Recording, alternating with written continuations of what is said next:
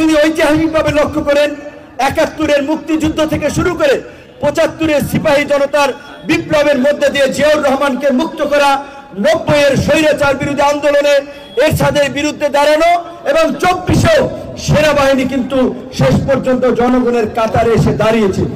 কাজেই সেনাবাহিনীকে কিংবা পুলিশকে কোন বাহিনী সংস্থা প্রতিষ্ঠানকে বিতর্কিত করা যাবে না। এগুলো রাষ্ট্রীয় প্রতিষ্ঠান, আমার আপনার ভ্যাট ট্যাক্সের পয়সায় চলে। আমরা যারাই সরকার গঠন করি, রাষ্ট্র চালাই, রাষ্ট্র চালাতে এই প্রতিষ্ঠানগুলোকে আমাদের লাগবে।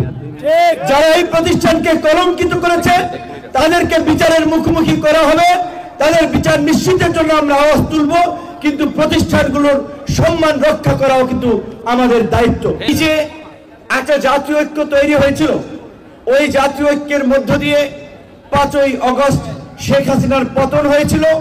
৫ই আগস্ট জনতা রায় দিয়েছে আওয়ামী লীগ এদেশের রাজনীতি থেকে বাতিল।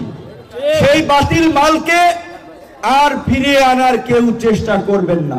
এই চাঁদপুরে এই বালুখেকো সেলিম থেকে ভূমিদস্যু, বিভিন্ন দখলবাজ, চাঁদাবাজ, জুলুমকারী, তাদের অত্যাচারে আপনারা অতিষ্ঠ ছিলেন।